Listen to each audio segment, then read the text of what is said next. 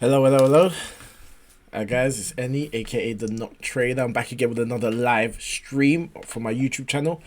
So, I'm just gonna wait for a couple of minute or two just to see, get some people to join the chat before I start. But yeah, 7 on the dot. Yeah. I missed last week, by the way. Had a friend's had a prior engagement. Let's put it that way. It was But I'm back again. I really wanted to do one last week because I wanted to cover some of the stocks that I'd covered the week before. But if you check my last video, you'll see that I actually put it up. If you check my last live stream, it was done on the 12th of January, which was 2 weeks ago to date. And if you want to watch that, check that out, because if you look at the some of the stocks that I reviewed there, I'm going to go over today some of the results of if you had traded some of those stocks, just to see how they panned out. But I'm just going to wait a second just to see if anyone's on the stream, and then I will get straight into it.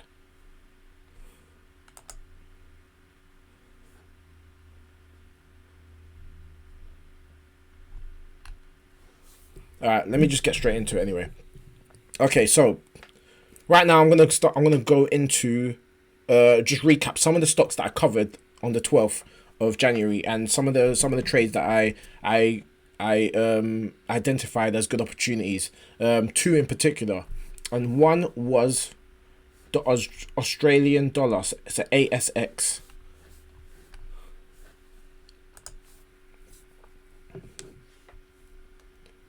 So if you look at this here, if you remember around on the 12th of January, price on the Australian dollar had just climbed past all-time highs and had retraced back down. Now on the 12th, as you can see here on the 12th, price was at about 6,850, around this area, this box area that I'd placed here. And I said that there was a couple of things that could potentially happen. I'd set up a Fibonacci levels from here to here. I'm going to delete this one and set up again just for your viewing purposes. I set a Fibonacci here from the recent low up until this high here.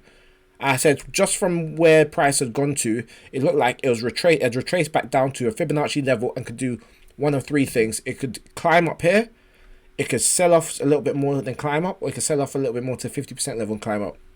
Now what it did was that it was actually at the pivotal point and it climbed up here. So if someone took a long position here, they would have made a lot of money and just seen this out up until the next. They actually climbed up to two Fibonacci levels above before it looks like it's gonna like bottomed out now. It's gonna sell off.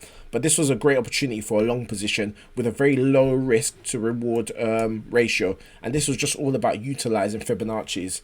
Now, as you can see here, how I identified this stock was that I saw that. You see it in my last video. I saw that price had climbed and broken all-time highs, and to me it looked like, obviously here it retraced. It had already retraced by then, but this point here, I thought these retracements are at pivotal points. As you can see here, there's a retracement here, there's a retracement here, and I thought the Fibonacci is a good way of identifying if there's a potential chance of retracement if there's a continuous movement in one direction. So while the overall trend was upwards, and as you can see that from the 180-day simple moving average curving up, the Fibonacci retraced back down, and when it retraced back down, it retraced back down to a key level here, and they'd done it already once before. So it looked like this chart was respecting Fibonacci retracements. So this was a way of capitalizing on a good reversal at a point of pivot. Now, as you can see here, this was the 23.6 level, and these yellow arrows, I didn't draw these on now. You can see on the 12th, if you watch my last live stream video, it had retraced on that day. Now,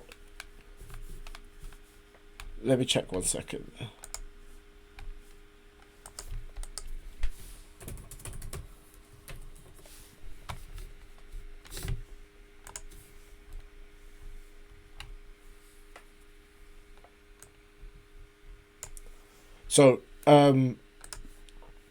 So it retraced to this level and then it started coming back up.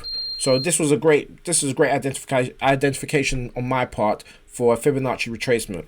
Now, the next one I want to look at, once again, if you want to watch my last video on the 12th of June, I actually go over some of these trades, and I actually go over what I thought of them at the time, and some of them actually did exactly what I said, which is why I'm covering some of them now. Like JetBlue. JetBlue was another one that, if you look at the wider scope of it, it had been trying to break out of this resistance area for quite some time. This just under it's a 1960 around that area. I made a little like resistance zone here, and it's tried to break out of it once, twice, thrice, 4 times, and this time it started making like some sort of kind of similar to like a bull flag, and this was really to me it looked like it was anteing up to break up again to the upside. And I said here that if it broke this line here, and it could potentially break out of here, and if it broke out here, this is clear sailing. It's gonna just go to the moon, and this is what it's done. Like, I drew this orange line when price was around here, and lo and behold, within a short space of time that I actually predicted, it already climbed like 11% in 9 days. That was because there was a lot of selling pressure in this area, which is why it didn't break out so many times before. But this time it seemed like it had the bullish momentum. There was enough buyers that had buying power to break past this resistance zone, and once it broke past this kind of resistance zone, there was just a flood of buying orders that had been waiting to be executed, and as you can see, it just kind of shot up. 180-day simple moving average was also a good tail sign. Price at 180-day simple moving average, as you guys know, is what I use to kind of identify the overall movement of the market. If you check my indicator video, I talk about that in a little bit of depth, but I'm making another indicator this week about the different indicators I use and what they mean. But this orange line, the 180 days simple moving average, gives you a kind of, helps you to identify how price is moving overall. So when I saw that price was moving, the 180 simple moving average was flatlining, and it looks like it was curving up, and price was almost acting as price was treating the 180-day simple moving average as a support. This was some sort of confidence to me that I thought, okay, yeah, a bullish move is going to ensue. And rule of the thumb is for me that, like, whatever this is here is what the next move is going to be here. So I think that, yeah, and it was just about that as well. That's exactly what it did. It kind of moved in the same motion. So that would have been a great trade to make for like a quick profit. So I'm going to delete that. But anyway, enough of patting myself on the back. Let's move on to some other stocks.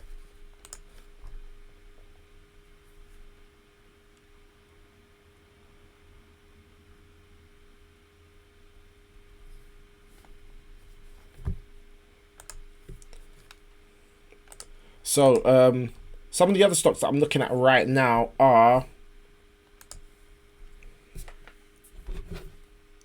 I'm looking at SLA. Now SLA, I initially thought was going to continue climbing just because of just the way price is moving, but right now I'm not too sure. But this was like a low risk trade to me. There's a lot going on here right now, but let me just take a step back so you can see.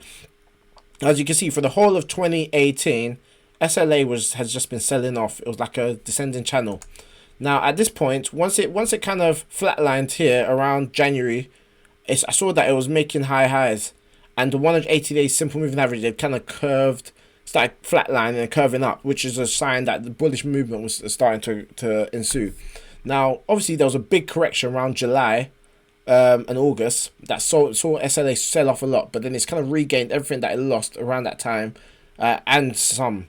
But like, if you look here now, in the most recent price action, you can see that it's almost like an expanding wedge, and that's quite interesting to me, because I see this as like opportunity, a potential buying opportunity, because 180-day simple moving average is still curving up, price is staying within this kind of band, and it looks like it could make a bullish move. The MACD and RSI were both showing like potential bullish signs, but I'm not too sure right now because it's just lingering on the support. But either way, the way I see it is that price is at a place where if you took a long position, you'd potentially be trying to make maybe 35, probably making about 35 pips right now, something like that, and you could be risking about 10. So that's a 3-to-1 risk to reward ratio, which is pretty good.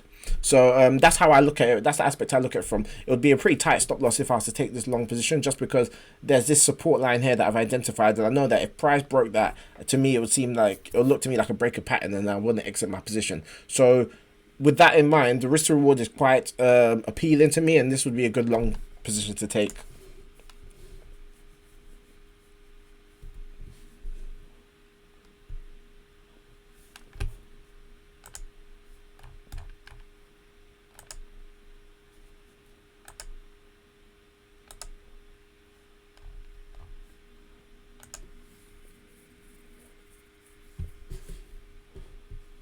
Now, the next one I look at is I'm looking at is Dollar Tree. Now, Dollar Tree is one that I've been looking at for quite some time. As you know, I've been pondering about this for some time, and sometimes it's good to stick to your gut. You just ignore the noise in the market. It's easier said than done, but it really is something that I should have done, because right now it's doing exactly what I thought it would do, and it's selling off. And I was deliberating over just keeping my short position Dollar Tree, but I don't know. I think I got people got in my head basically, and it was just lingering for so long. I thought it was gonna sell off quicker than it did, and right now it's just ebbing and flowing. And I thought, oh, okay, maybe it's not gonna sell off. But at the end of the day, I'm sticking to my guns. I think Dollar Tree is a short, and I still think it's a good. You can still make a lot of money shorting it right now. Right now, what's really telling for me is the MACD. Look at the shape of the MACD. It's curving downwards, and it looks like it's about to sell off. The RSI looks like it's going to sell off. It's an expanding wedge on the daily chart. Look at this, ebbing and flowing. On the recent high, I did a Fibonacci retracement, and as you can see here, there's key Fibonacci levels. It retraced back down to 23.6 level when it came back down to here, and I believe that this area, this green demand zone at like 7598 is where price will sell off to. So at the same time, I do believe Fibonacci's Dollar Trees are short. I was doubting myself before, but I'm not doubting myself anymore. This is a short to me. This is a potential 1,000 pip trade, and you could risk about maybe 400 pips. So that's still about, what's it, like a 2.5 to 1. So it's still pretty good. If you'd gotten early, as I said, you probably would have risked less, but that was just down to me. I actually got into this trade a while back, then I sold out my position because it was just not moving fast enough. But sometimes you have to just be patient. That's something I'm still working on, even as a swing trader. Sometimes I see a move and I just think, okay, just because I entered the short, it's going to just sell off the minute but really it could be just ricocheting sideways for some couple of days before it decides to move in your direction. So you need to have patience, because if you see the signs and the technical analysis is right, then sometimes it may take some time to mature into the trade that you want it to. But as long as you've got your stop loss set and you know how much you want to risk, then the trade is the trade at the end of the day. You still make the trade that you want to make.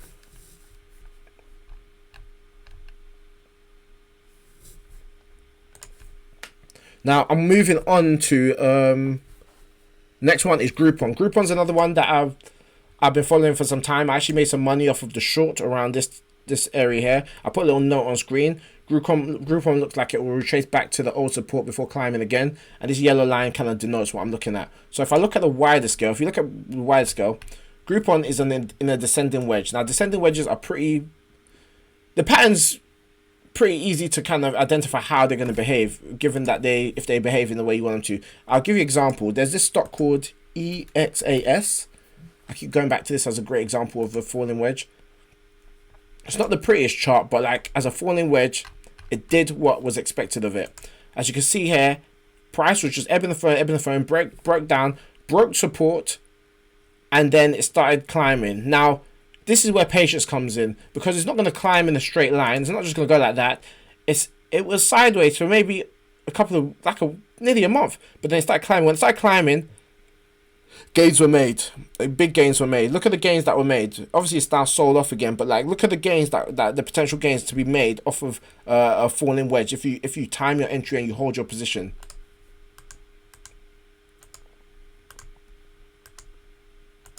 So with that being said, Groupon looks like it's doing the same thing. So I made some money off of the short in while it hit the resistance line on the falling wedge and selling it off. As you can see, this green zone was where my take profit was. Took profit a little bit early because sometimes you don't want to be greedy. But Now forget about that. Now here's where the big bucks can be made.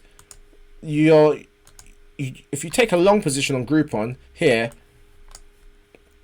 this is where a lot of money can be made, because at the end of the day, from what I see in the falling wedges, if you time your entry right with the falling wedge that's broken out of the resistance line, you're looking to make like something like that. Obviously not going to go in a straight line, as I've shown you before. It may go sideways and go up, but there's a lot of money to be made off of the bullish breakout of a falling wedge.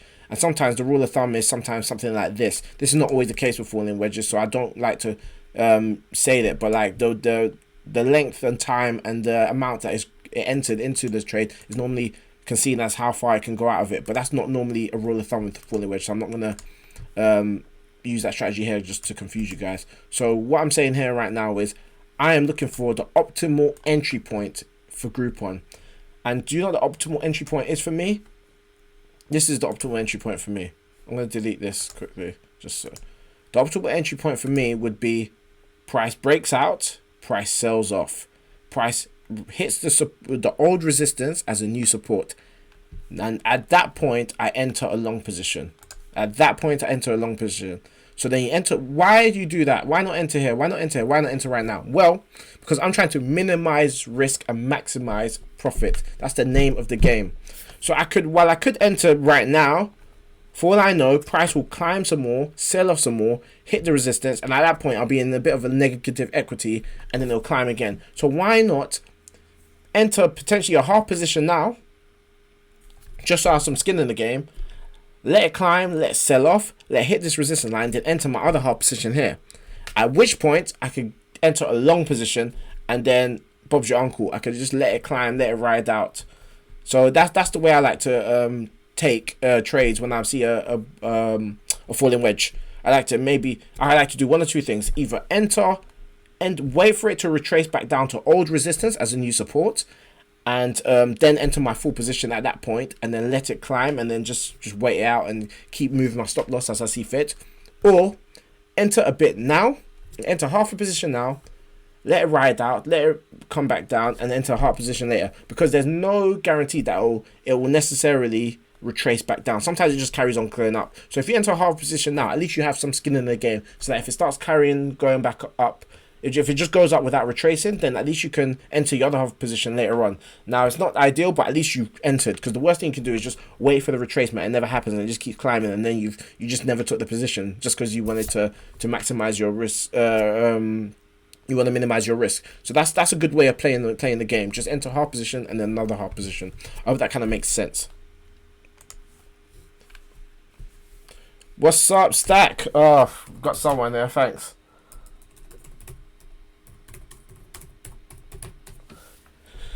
I'm actually going to cover your Adient stock, actually, Stack. So I'm going to cover that now. I was actually looking to cover that. So I'm going to cover Adient. This is Stack, or UK Trader. He's one of the guys on my chat room called Discord. Actually, I'll plug that right now.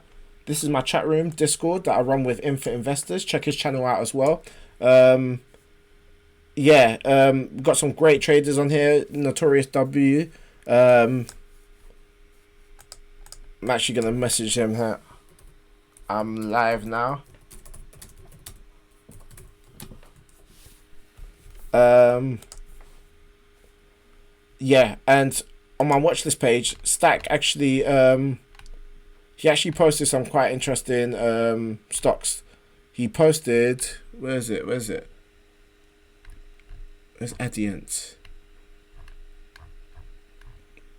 Yeah, he posted, this is one that I thought was quite interesting post, Adient. So I'm going to cover that now. Len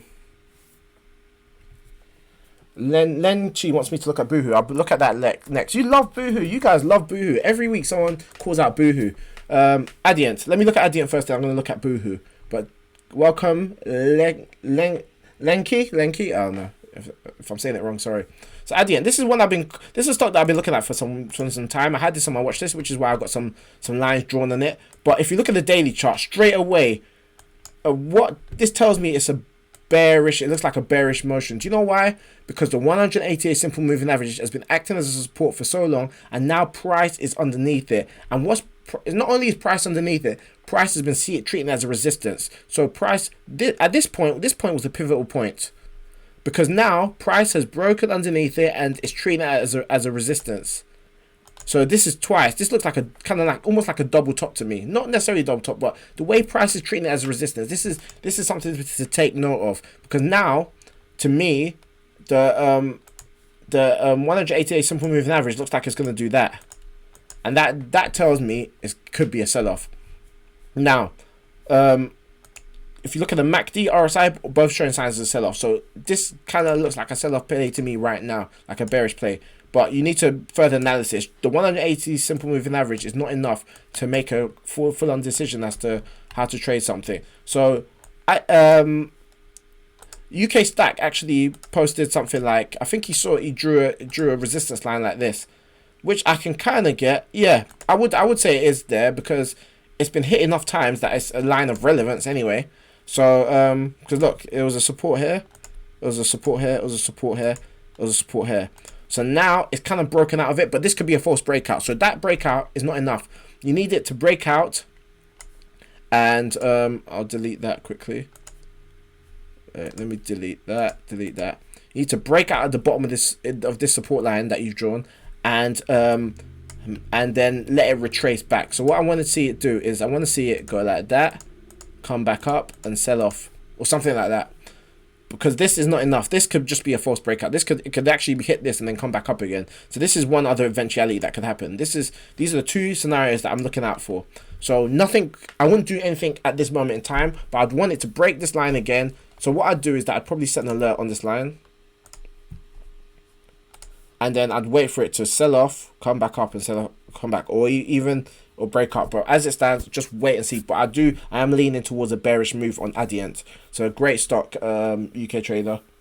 It's got its earnings next week. Oh, cheers for letting me know, boy. Earnings next week. Okay, I wouldn't trade this at all then. But yeah, I wouldn't trade it then, because earnings is a big it's a big factor that can just throw anything off. Earnings is a big variable that can throw off technical analysis. So nah, yeah, ignore everything I just said.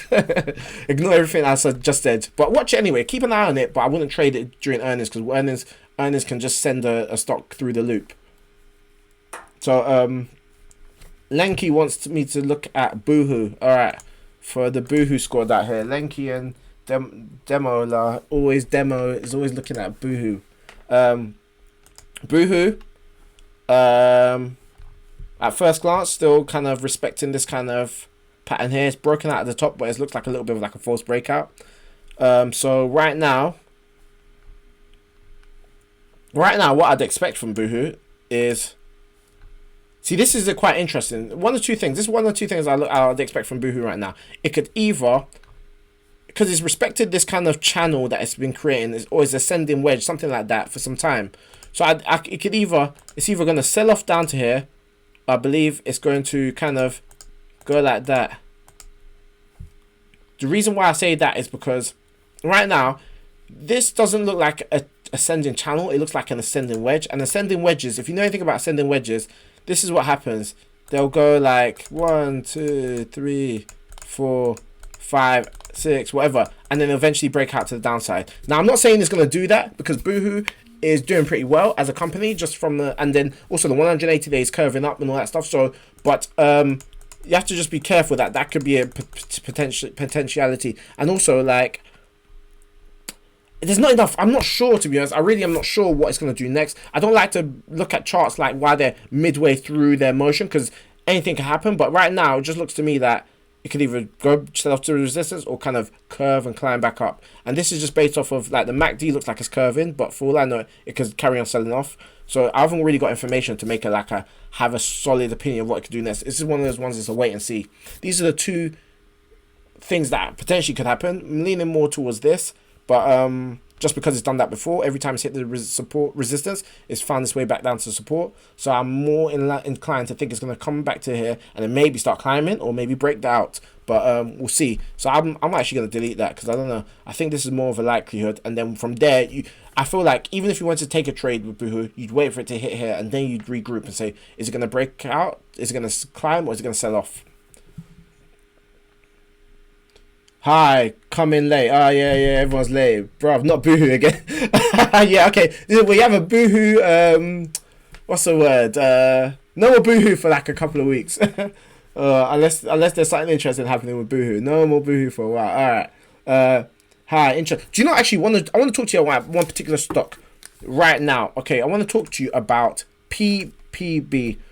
PPB is Flutter Entertainment. Do you know who Flutter Entertainment is, guys? Do you know who Flutter Entertainment is, guys? Flutter Entertainment is the company name for Paddy Power and Betfair. Now, for anyone who's not from the UK, Paddy Power and Betfair, or Ireland, Paddy Power and Betfair are some of the biggest sports betting companies in the UK and Ireland.